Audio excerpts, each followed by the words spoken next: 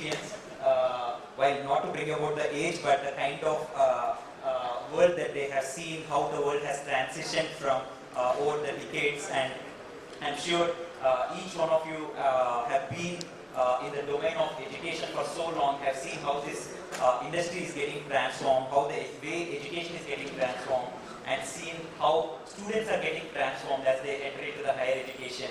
And today we are discussing a very interesting topic in terms of how AI is changing the landscape of transforming education. Very interesting topic. I think everywhere we go today, this is something that's being discussed every left, right and center.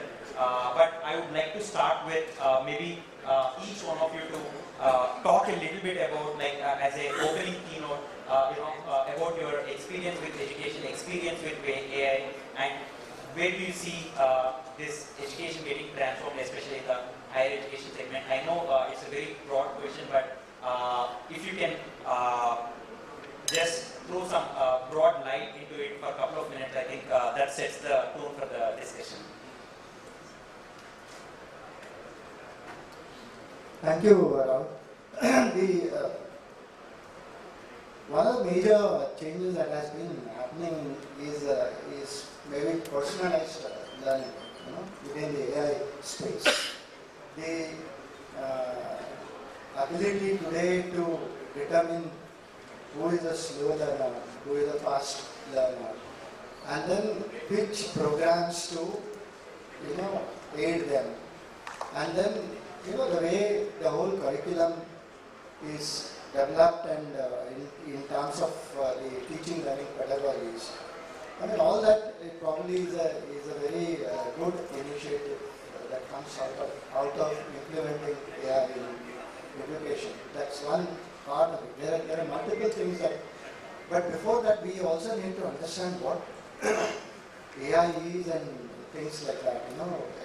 It's not a solution for everything. People today probably look at AI as solving almost any problem. It isn't that.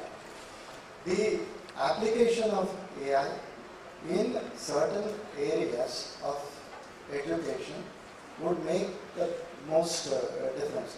That's in the improvising the teaching learning pedagogies. That's one.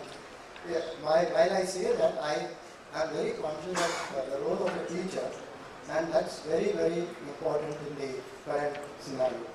People think that AI could displace jobs and so on. What is happening is the employment pyramid, as we used to know, where the base was large, and as you go up, you have lesser jobs and higher order skills and so on. The current scene is completely reversed. It's at the base you have very few jobs, which are again taken on by automation and introduction of AI and things like that. The mundane jobs, the routine jobs, they are all gone. So at the entry level there are less number of jobs, but now you need much higher order skills at that entry level. And as you go up, you need even higher order skills, and there is a constant struggle to update yourself. So that's what is happening within the education and the employment space. But having said all that, the universities must be careful in implementing large-scale AI, except for teaching certain subjects and making them a little more easier to understand at the conceptual level. Apart from doing all that, they must be very careful about originality, authenticity, and the ability to do creative thinking. There are several models which almost kill the originality part of it, kill the creative thinking part amongst the students by giving them everything on a platter, so to say, and therefore making them more dependent on AI to do every work rather than go through the basic building blocks of thinking, analyzing, things like that. So there is a lot of good things happening with AI in education space. My own experience has been very positive. I've gone through many universities and so on. But having said that, it's very necessary to understand that it's not a cure for everything. There are algorithms available, there are all kinds of things available. Teachers coding much, makes it fun. Things like that. But then there is a caution. Thank you. Okay, I'm going to address all you backbenchers who are looking at your cell phones. How many of you guys have a paid version of ChatGPT? Put your hands up. Okay, one person, good, smart. How many people are using Perplexity AI for search instead of Google? How many? Okay, there's a very proactive person here. Good, congratulations. All right, how many of you are using Steve AI for making AI-generated videos? 11 labs for cloning your voices. Sorry to say, all you teachers are way out of date. There are people out here who know this stuff and they go going leaps ahead if they are because they're using the tools. Now the question is that I know the classic teaching models that you preach and you don't practice. You guys need to start practicing before you want to get your students to start learning how to use AI, right? Now, the second thing is that when you talk about AI really is what's getting us so excited about is the fact that there's something called a large language model that basically we can interact with very easily. So therefore we think that is AI. No, you guys have actually been dealing with AI for the last 10 years. All your Amazon and Netflix recommendations is AI. All your plane, which is your flying end, is actually using AI to make sure it doesn't crash. So AI is actually ubiquitous all over you, right? However, like most technology, it exists, but you need to start changing as the technology, right? Now the thing is, remember one thing, the first major change in education happened 2,500 years ago, when people started writing their thoughts down instead of verbalizing. In fact, Socrates, the ancient Greek philosopher, said, is that I think that if you start writing, people will forget how to memorize things. Obviously that didn't happen. My point being is that there's always people, and a lot of us, are against, hey, AI is going to change things, people be out of jobs, so on and so forth. The point is, technological change has happened. Like, for example, smartphones, desktop computers, Excel, there's a continuum of technologies that keep on happening. So in fact, this panel about AI, I think 3 years ago we had a panel about blockchain. Again, everybody gets excited about the new technology and how to change education. But the funny thing is, between 2,500 years ago and today, is that education is still the same. There's someone giving you gyan, and you're sitting in the audience listening. Our classrooms are the same. So Socrates, if he woke up today, would still recognize the college and school that was there 2,500 years ago.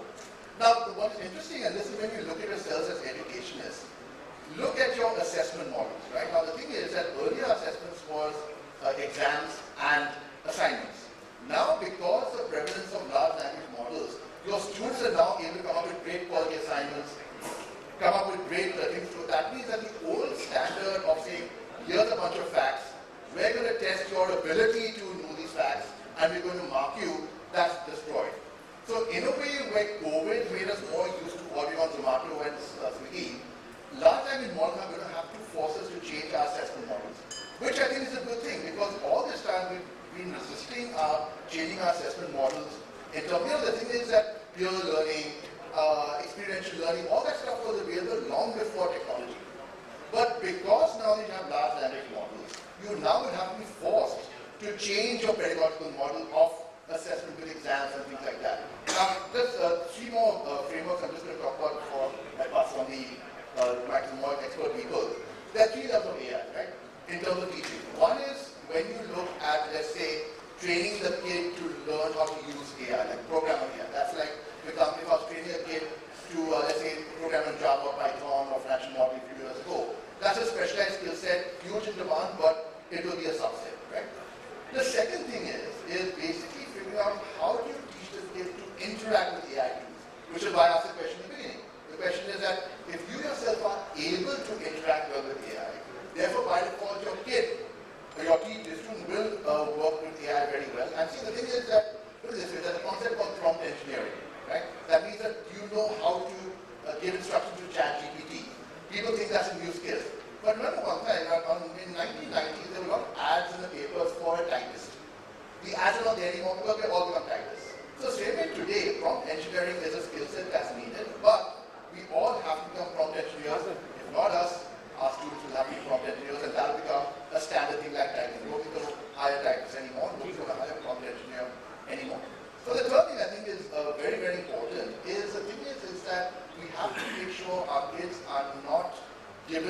idea that they should just switch off their common sense and get all the answers from AI.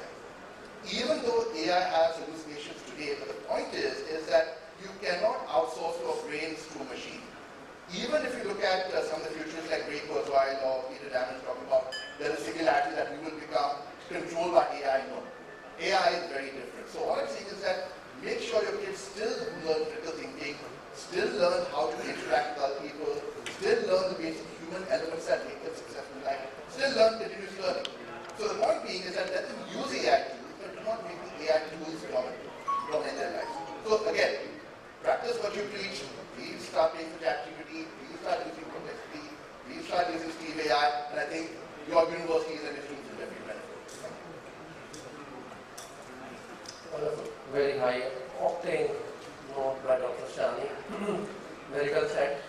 So, I think there are two thoughts. One, those who are holding the old guards of education, they fail to realize that the old guard of education has already collapsed.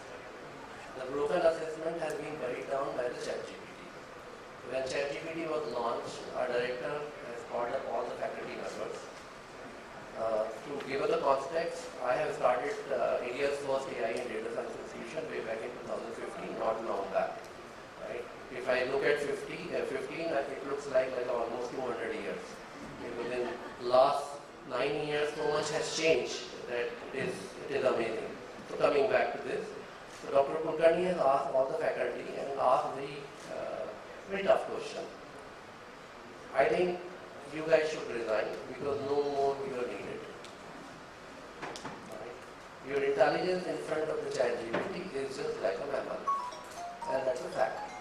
Right? My all ego that I have acquired knowledge with hard work, and that knowledge is very small and little bit knowledge, and I think there is a lot of erroneous knowledge, right, which is not validated. Sometimes I teach wrong facts with a lot of pride. This has been broken by ChatGPT or alike, right? So the first time in the history, we have come to this realization that now AI has generated a very trustworthy knowledge infrastructure and intelligence infrastructure. Knowledge infrastructure was built by internet, but it is very cumbersome to really tap the knowledge. AI first time, and specifically Gen AI and LLM, has created very reliable, highly reliable knowledge and intelligence infrastructure across the world. And this is democratizing the education. All these years, like in 7,000 years, the knowledge dissemination was in silos, right? Only elites used to have the knowledge, and that system is still prevailing, right? And I am also part of that system. I used to charge roughly around 10 lakh rupees for the PGP data science program for 1 year. Now today we have to really ask this question, why the hell we are charging 10 lakh rupees? Now you can really get much better knowledge with ChatGPT, right? Now all these education technology which have been developed, I run 2-3 startups in terms of really providing the education infrastructure. This is all one for the toss, right? The content business is one for the toss, right? So one-way communication, one-way knowledge transmission, which has not improved the learning outcome, and throughout all these years we have generated a very low profile of cognitive capability of students in masses, those who could not really innovate. And I jokingly call the Akbar ka baap kaun tha. And if you really twist this question and if you ask that, okay, if Akbar's father was Ashok, what would have happened? Now, even teacher cannot answer because they never use their thinking, high cognitive capability, forget about this student. So the assessment of model has gone for toss. Now ChatGPT kind of LLM models will help. So imagine that every learner, be it in K-12, be as a teacher, in a corporate guy, they have Saraswati Devi in their hand, and we can really talk, we can really converse. So cat in everybody's hand, right? And its answer is much more reliable than the average faculty across the world, right? Whether it is in US or whether it is in India, right? Barring very, very high scientific knowledge. Just to give you a very context, that just 15 days back I gave a couple of my students and we were working on ambitious project of actually training a model to give advice on generic medicine, because you know what kind of a scam happens in India. So some antibiotic will cost you say 2 rupees, and the doctor is prescribing 500 rupees antibiotic because they get 50 to 20% commission and free ticket to Hawaii, right? And this happens in US and India everywhere. We said, okay, Government of India has created a list of generic medicine. Can we really offer this knowledge in Hindi, Marathi and English to everybody? So doctor gets the prescription, upload the prescription, and then we get the, say, generic medicine. Now with the help of ChatGPT, and in my institution there is no faculty who can guide, right?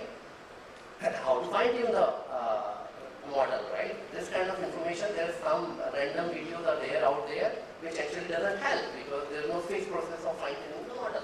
Those who actually know how to really fine tune the model, right? With the help of these models, our students could really build and fine tune a Llama 2 model, which is Llama 3.2 model, which is actually giving these kind of results.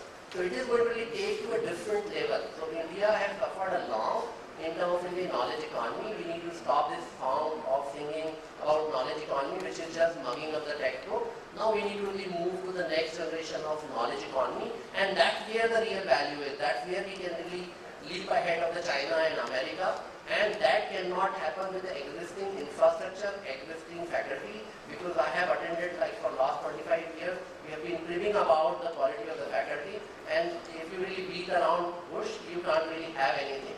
You can't really put the teachers in corner because they 90% of the time is in useless activities, useless assignment, evaluation, and useless, say, accreditation reports. Now they can really upgrade their knowledge and they can really teach better stuff to the students, and we can generate the better generation, and without actually exploiting them through the money, because these two lobbies, builder lobby and education lobby, they are sucking the blood, right? And the world needs to liberate.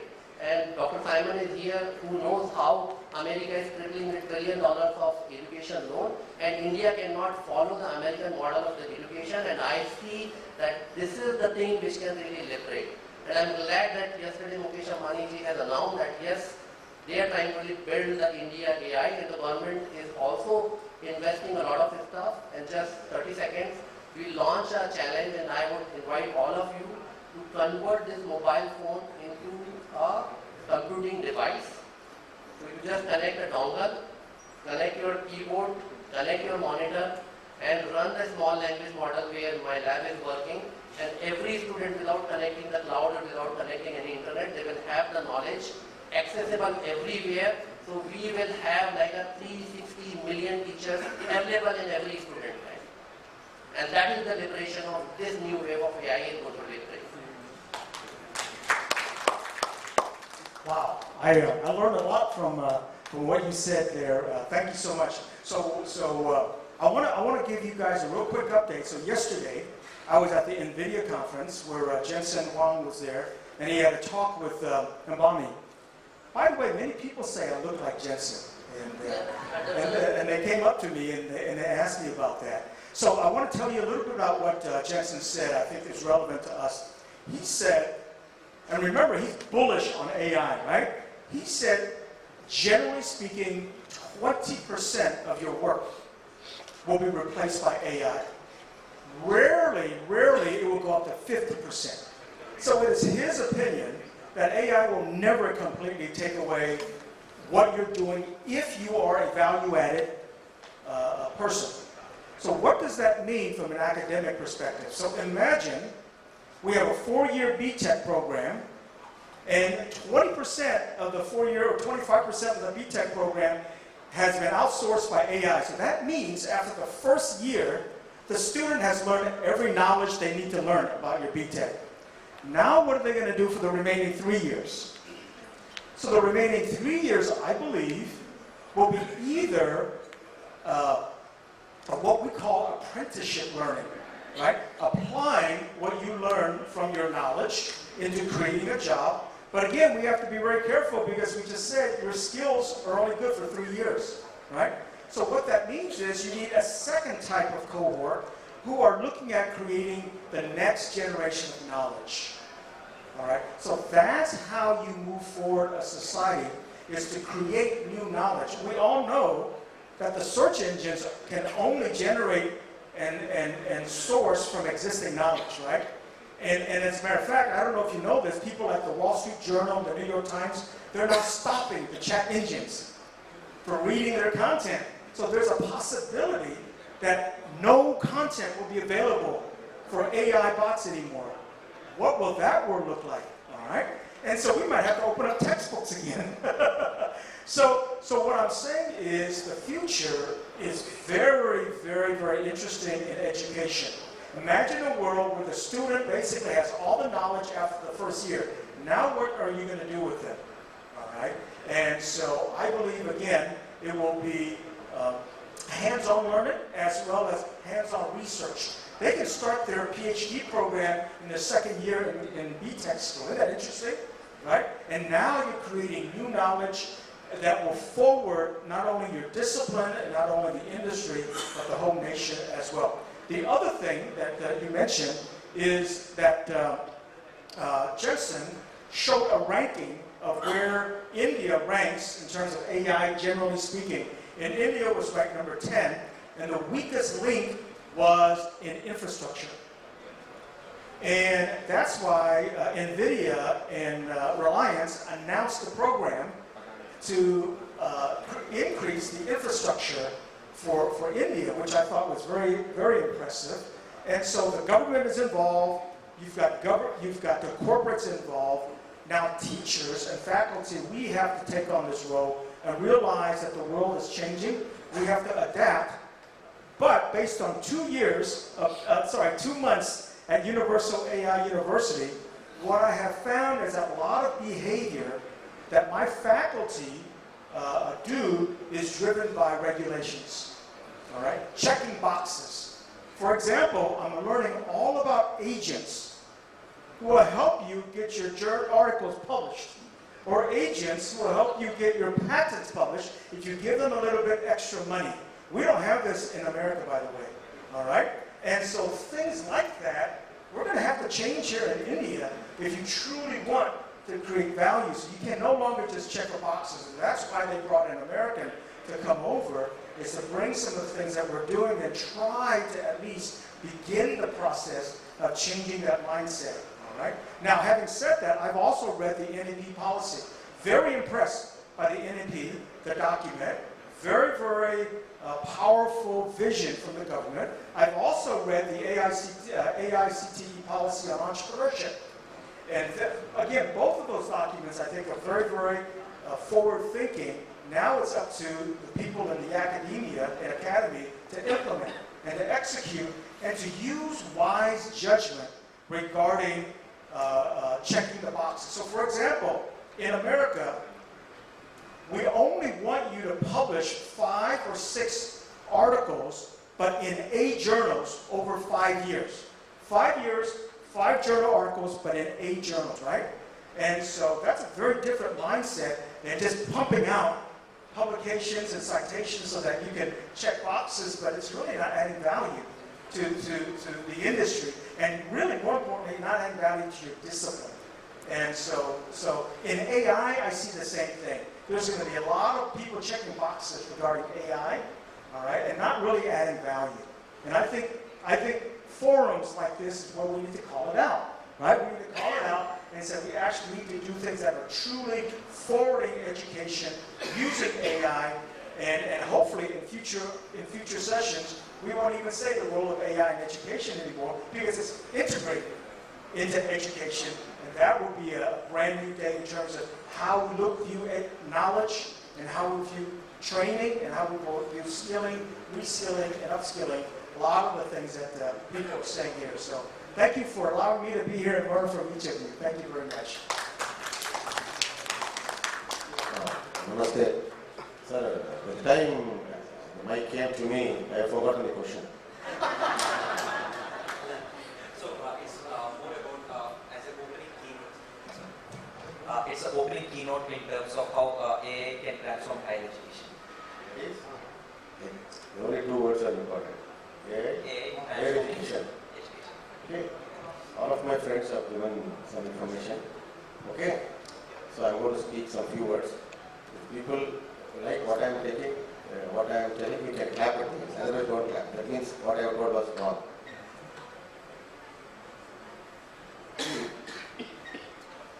I worked in 3 universities.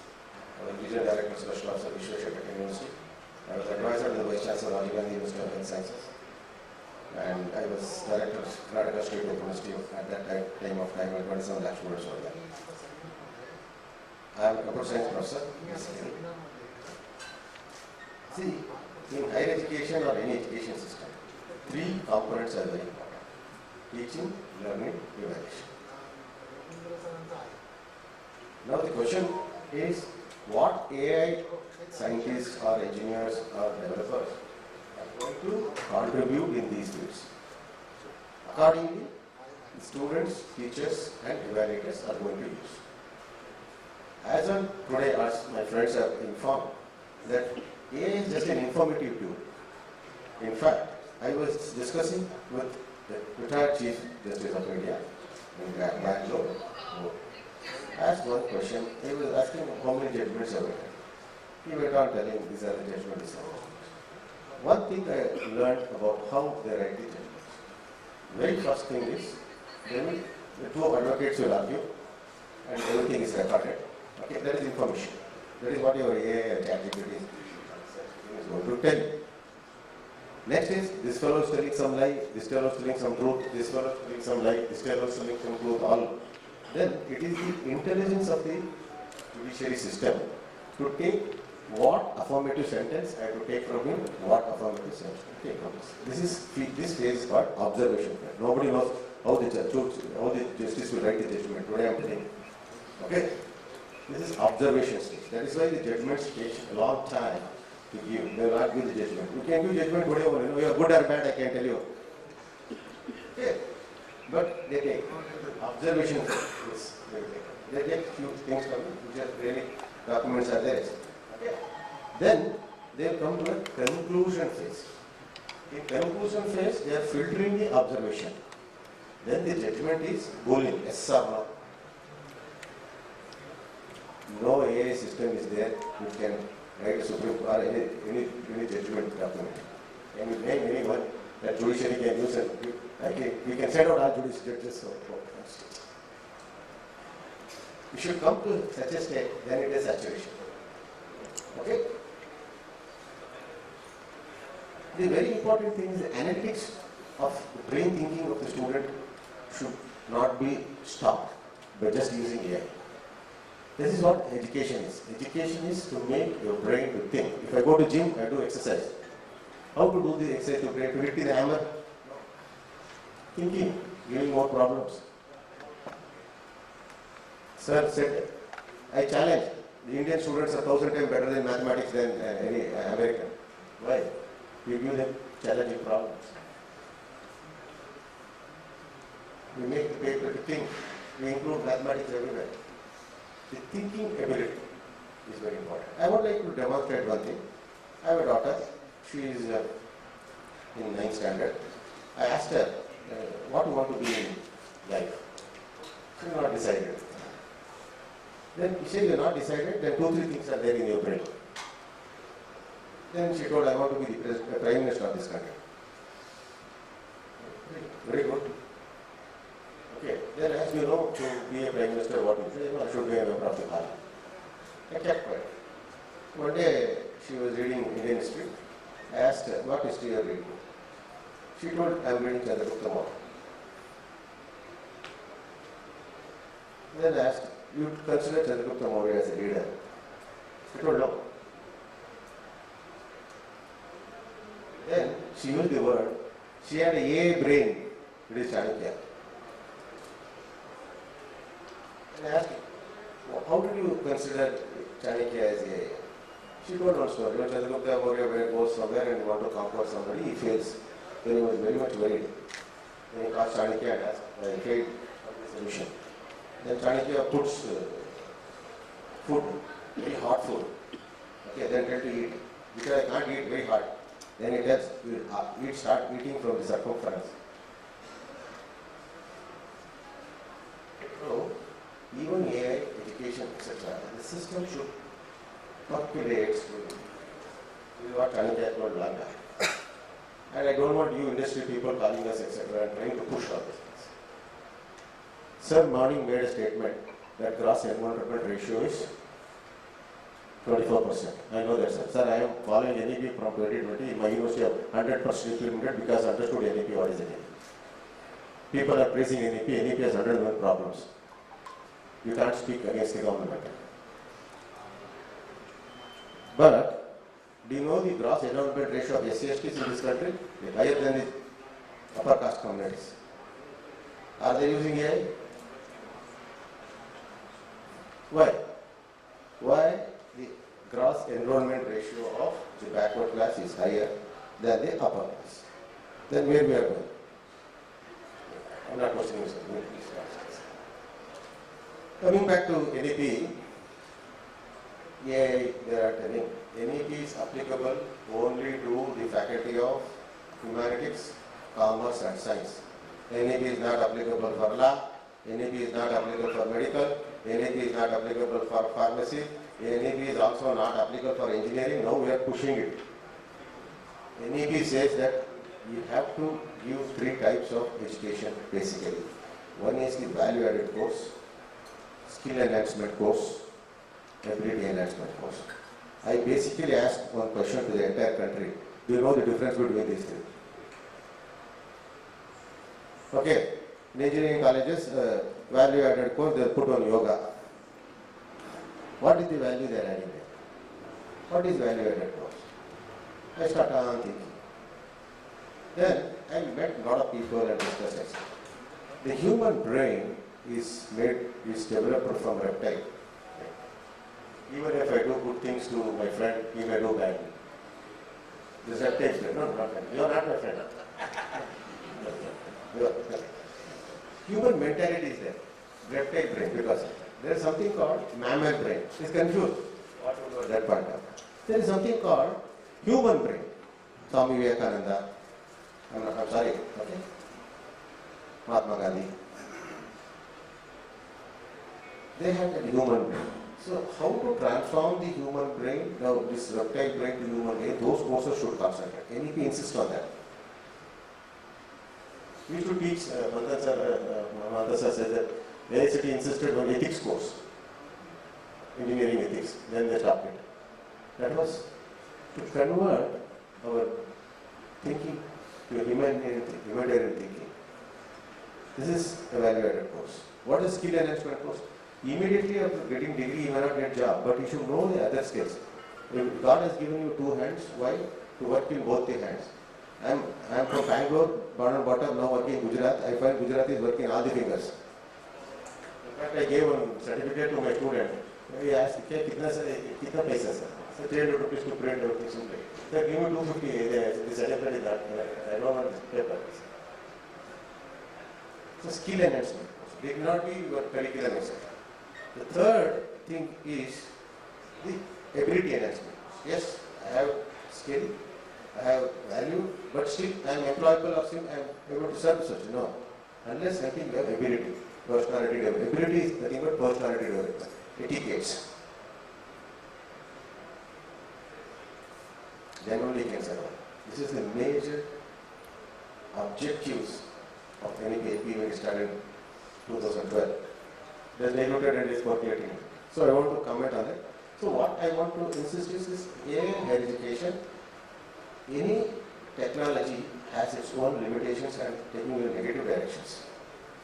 So it has to be implemented to a level where our thinking ability of the teacher and also the student should not be lost. In fact, if you use AI in evaluating, not the final evaluation, okay, every class if I learn, I have to check whether my learning ability has improved, then AI is really able to, but it should not corrupt the thinking capacity. Thank you.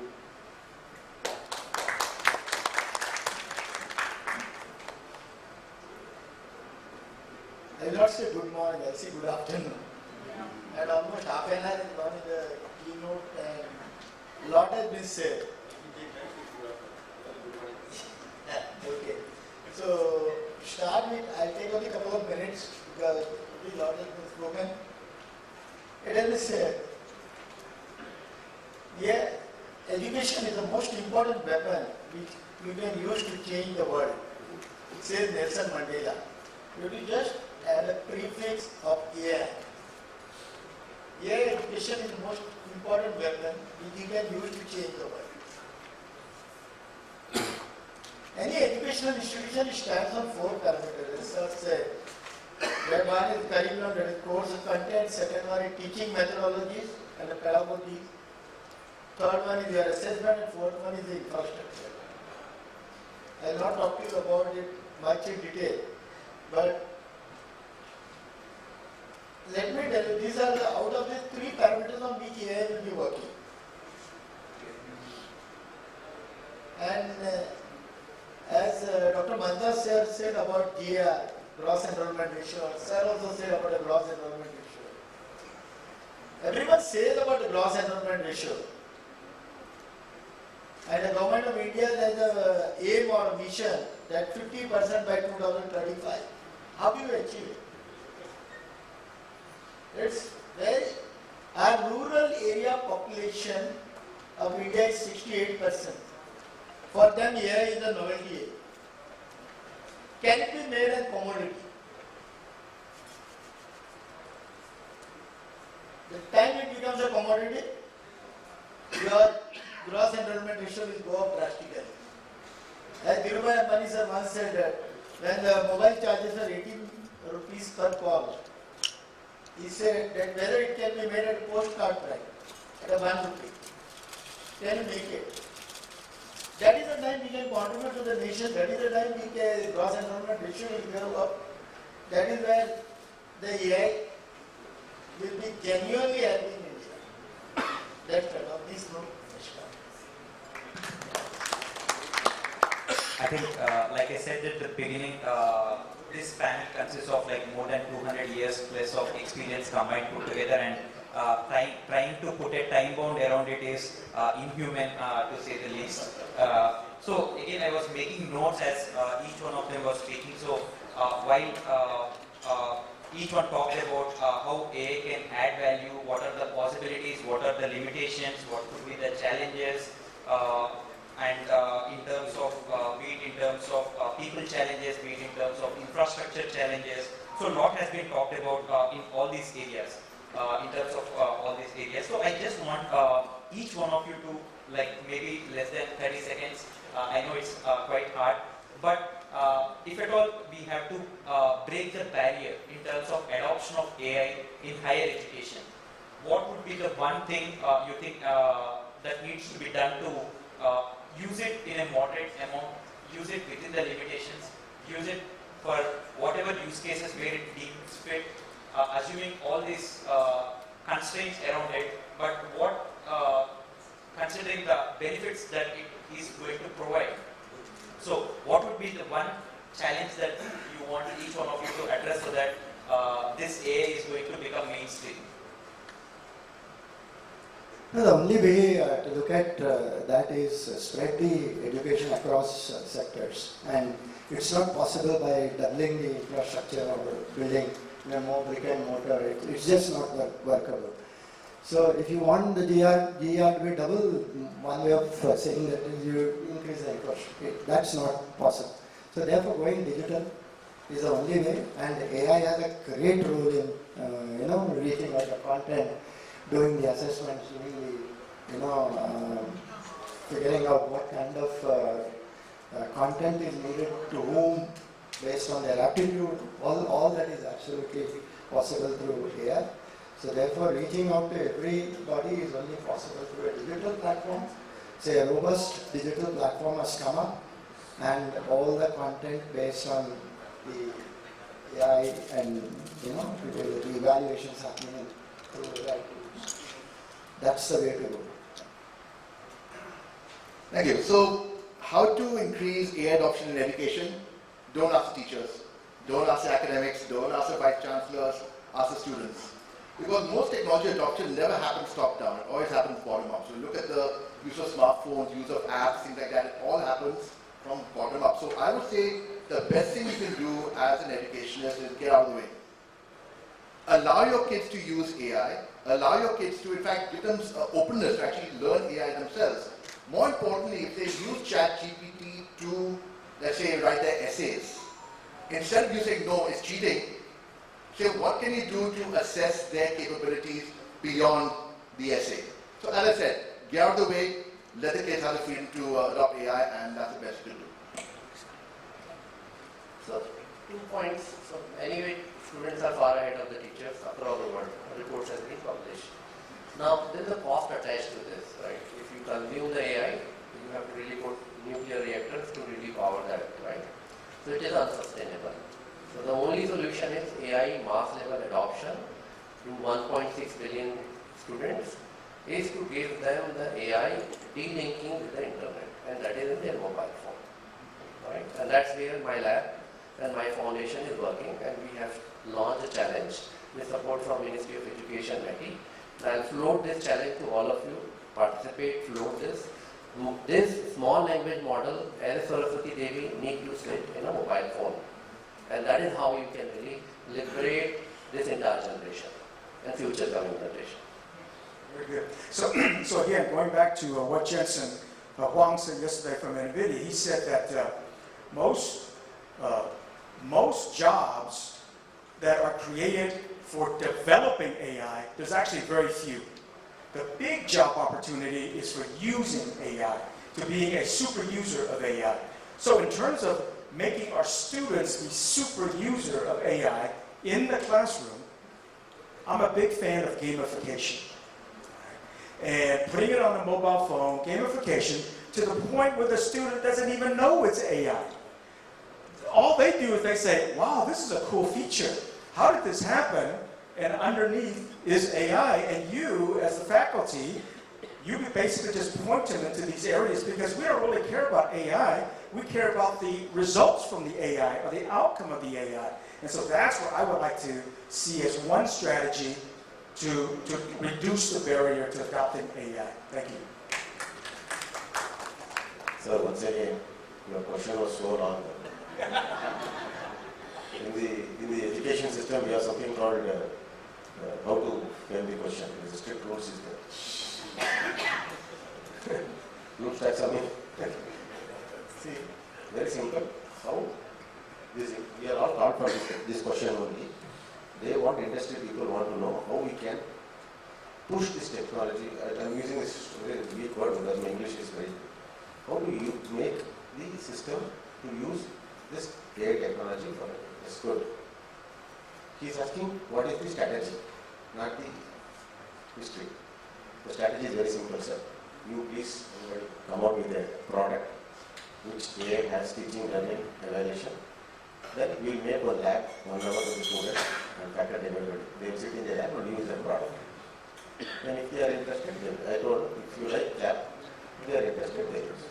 If you go to UK, not in USA, if you want to buy anything, you can taste and buy. They give sample, taste and buy. Like that. So come out with single product instead of asking us. Come out with a product which encompasses all the fields of education and give it to the faculty, give it to the student, and give it to everybody. So let them use.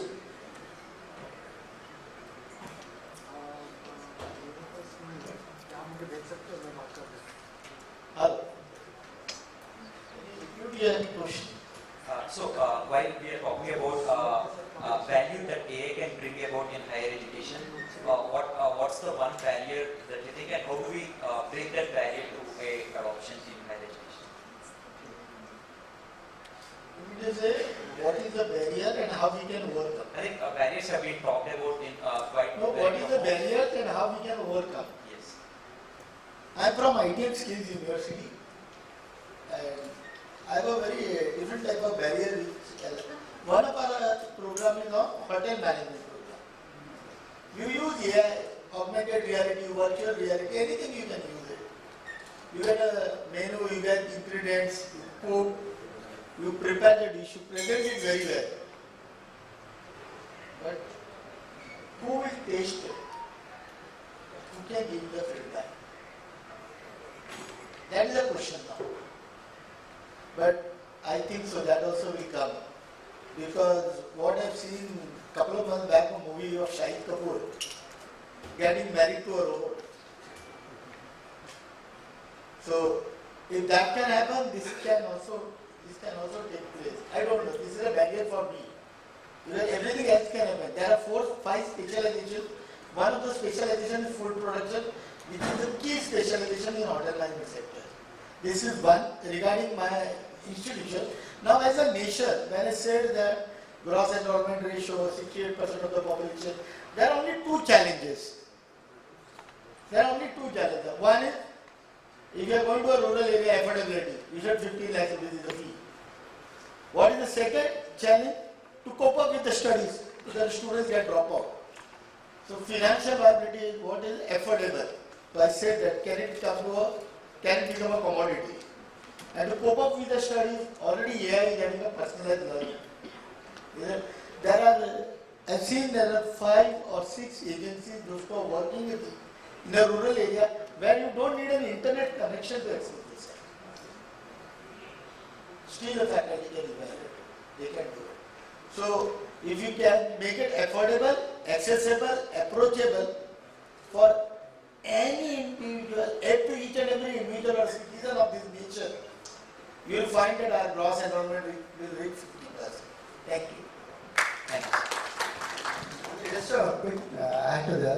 I mean, as much as saying that the digital platforms have built and so on, the heart of the system is content. So there needs to be a lot of content that is generated to reach out to everybody. And the content which is available today is very good, but then it's prohibitively expensive. It cannot look at everybody's requirement. So therefore, there are any number of machine learning algorithms available to build courses, to coach students and evaluation methods and so on. So probably one big challenge is to provide content which is good, authentic and accessible to everybody. That's the challenge which we must cross if this paradigm has to work, and AI has a big role in that. That's what I was talking about. Because those modern children every mobile phone.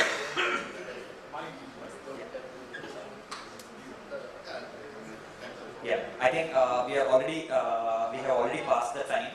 So interesting conversations, challenging ideas all across. But one thing as a takeaway for me is to I have a lot of things to ponder upon, reflecting upon the entire discussion, looking at different perspectives. I'm sure each one of you also have taken up like a lot of insights, and it's not like one shoe that fits everyone.